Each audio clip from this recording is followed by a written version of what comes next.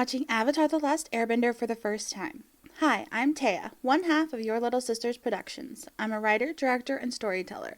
If this is your first time seeing the series, no worries, here's what you need to know. Dante Basco is an incredible voice actor with plenty of characters under his belt. However, he will always be Rufio to me, so if I call your favorite character Rufio, I'm sorry. But Zuko is just Rufio in another life. I'm also just really bad at remembering names. Sorry. I've seen the M. Night Shyamalan version, and I know some spoilers for the end of the show. But this is my first time watching the actual show itself. Part 6, Season 1 Finale. Make sure you subscribe as we upload as soon as our videos are done. And now, Episode 19, The Siege of the North, Part 1. In this episode, Sokka and the princess are getting cozy, a little too cozy as she is still engaged. Aang is not taking his waterbending seriously, and Katara's waterbending is advancing faster than literally anybody else. Zhao is evil and ready to take out an entire nation of people. Ugh. Zhao talks to Iroh about Ba Sing Se, apparently a big failure of Iroh's. I vaguely remember hearing about Ba Sing Se, but I know it's important. And Zhao is a jerk for bringing up Iroh's failures. As someone who fails rather often, I'm a writer in the entertainment business, that's par for the course. I can attest that people rubbing it in is actually worse than the failure itself. Anyway, Zhao is a jerk for bringing it up. It's clear that the Fire Nation is coming, and the Northern Chief readies his soldiers by giving the bleakest pep talk ever. Be warned, many of you will not return. Sokka gets dumped again because being his friend is too hard and she has to do what's right for her people. So naturally, Sokka volunteers for a dangerous mission, like you do when you get dumped. The Fire Nation attacks, but they only send a few fireballs and a few ships, but why don't the waterbenders sink the ships? Who knows? They freeze it so it can't move forward. Aang destroys one of the ship's catapult, only to realize how many ships there are. Poor Aang can't handle all this, he's just a kid. The princess takes Aang to a special spiritual place where he meditates and enters the spirit world. Katara stays to guard his body while he's gone. Meanwhile, in order to complete his dangerous mission, Sokka has to work for the princess's betrothed, Han. Ouch. Sokka, of course, fights with Han when he says that the princess comes with perks. The chief kicks Sokka out of his mission and asks Sokka to protect the princess instead. Finally, Zhao says he'll wait for sunrise to continue the attack. Poor uncle saying Zuko is like a son. Wait a minute, his son. Wait a minute. Did his son die at Ba Sing Se? Oh my gosh, I hate Zhao. He better die. Like he better not live through this battle. I can't take another season of him being the bad guy. He dies in the movie. He better die in this. Okay, I'm back. I'm calm. I am calm again. Rufio sneaks into the city. When in doubt, he follows the turtles. You can't see underwater, especially at night. This is one of the things from the movie I was so annoyed at. You can't see underwater without goggles, especially at night. This is one of the things that movies get wrong, and it annoys me. Zuko finds Aang, wins against Katara, and steals Aang's body while he's still in the spirit world. But where is he going? He's just wandering into a tundra? I guess that's the end of part 1. Storytelling. Love triangle? Kind of. But Han is seriously a non-issue, so I'm going to go with the overall storytelling, which is the calm before the storm. Setting up everything before the battle. If the Fire Nation had simply attacked moments after they arrived, we wouldn't feel the losses as deeply as we do. We see all of the side characters being who they are and humanizing them, and we're worried about their survival in this battle. Now this battle has stakes for us, and we have a side we want to root for. The calm before the storm is a really important part of any story that has a battle or a competition. It's why in sports the announcers talk about the players and the teams, why in the Olympics they talk about the athletes' journey to get there and where they come from, not just their yardage. Why in competition shows like Idol or X Factor, they give you overviews of the contestants and show their background. It's all to keep you invested in the battle's outcome.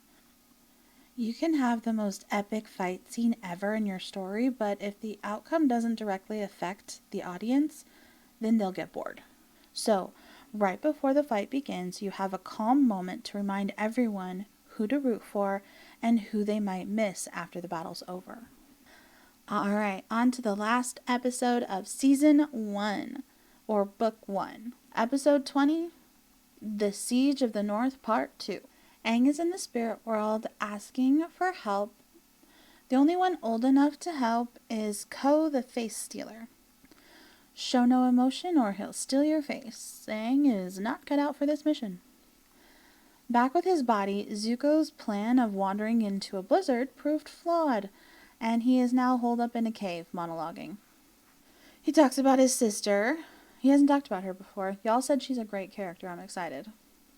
It's my theory that the Fire Nation wins these battles because they use machines to advance their benders, while the Water Tribes rely solely on their benders and, close combat bending.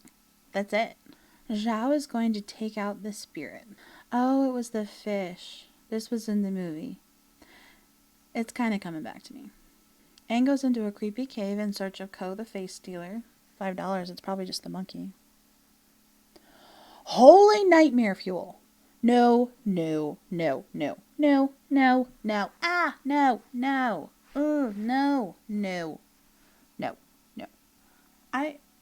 I don't even know what the advice from Ko was, but I'm not watching that again. Please tell me he does not return in later seasons. Ah, no. Hey, bye is last nightmare. Okay, back to the battle. The jerk master guy has some skill. Gag. Zhao. Momo. Yes, Zuko. Kill Zhao. Get him. So the ocean is pissed and takes over Aang to go after the Fire Nation. The princess, who was saved by the moon as a baby, gives up her life to bring back the moon spirit that Zhao killed. And the ocean chills out on the Fire Nation soldiers and focuses on Zhao. Zuko does the right thing, tries to save Zhao from the hands of the ocean, and once again, Zhao is responsible for his own downfall. Good freaking murdering the moon. That's what you get. The Navy leaves, the princess is the moon, and the North is finally going to help the Southern tribe. Katara is a waterbending master now, and the evil Fire Lord is sending his daughter to replace Zhao. So I'm safe to watch the next season as long as Ko is not in any more episodes. Ugh. Storytelling. Climax and resolution.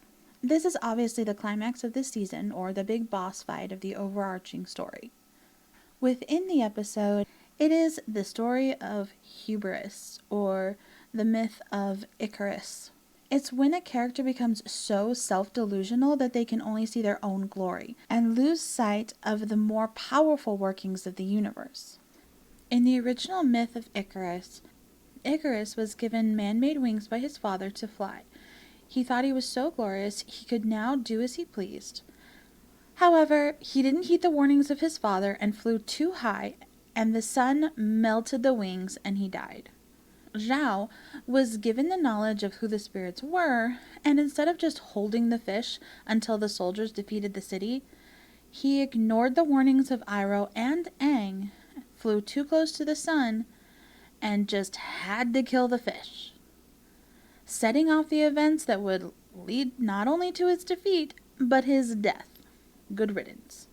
I promise I'm actually a nice person and I rarely wish death on a fictional character, but you get it.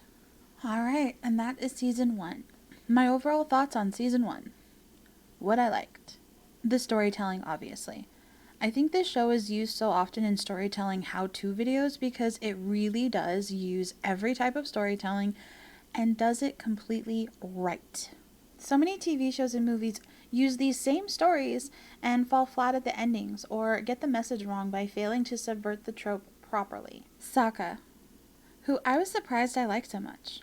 I remember I liked the actor who played him in the M. Night Shyamalan movie, but when I watched it, I was not impressed. It was his worst film, and yes, that includes the Twilight movies. But watching what the character was supposed to be like, I realized I really like him and I can relate to him more than anyone else. And I'm even that much more disappointed in the movie. Next was the magic system.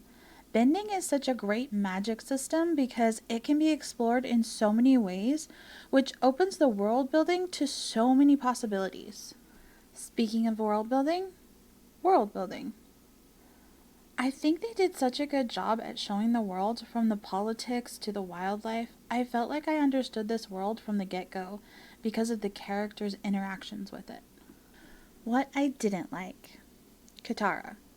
I know, I'm a sexist monster for not understanding her heroic triumph over adversity, but she was kind of a brat for a lot of the show, and had a lot of self-centered moments that were overlooked because of her awesome bending and supportive nature towards Aang. I don't like that she goes from being a struggling bender jealous of Aang's natural talent to being his master in waterbending. Like, yay growth, but it wasn't really earned, or maybe it just happened too fast. I think they should have found the North Pole faster and had more episodes there for her story to feel fully like a character arc and not a musical training montage without the music. She is an essential part of the group, don't get me wrong. Aang would be a mess without her. She's just not my favorite part. I think she's a good, well-rounded character. I just wouldn't trust her with my wallet, if you know what I mean. Zhao. Zhao is the worst. I'm not sure why I never heard of him before. I know he was the bad guy in the film, but he just didn't register as anyone of note, and now he is the worst. Why do people not hate him more? I'm curious to see just how evil Zuko's sister is for people to seriously not care that this man is such a jerk. He literally killed the moon. The worst. The Great Divide was my least favorite episode because it didn't move the overall story along, and while other filler episodes had grains of things that would come back to screen in a funny or significant way, but that one just really didn't. Next, snot jokes and the Nickelodeon humor. There was a reason I was a Disney kid, and it was mostly Nick's overuse of slime and snot jokes. Overall, even after watching the movie and seeing spoilers for this show over the years, I was still really impressed with this season. I get why it has endured. It has all of the ingredients needed to hook an audience for life. A world so vast that it's ripe for fan theories, characters that are ripe for fan fiction, and an ability to create a satisfying ending to each episode, as well as season, whilst leaving fans wanting more. I'm a fan, and excited to watch Season 2. As always, subscribe for more and let me know if you want to watch Season 2 with me. We upload as soon as our videos are ready, so be sure to subscribe so you never miss out on one. Shout out to Lindsay K. Art for doing the avatars for us, and check out our storytelling with our audio dramas on our channel here on YouTube.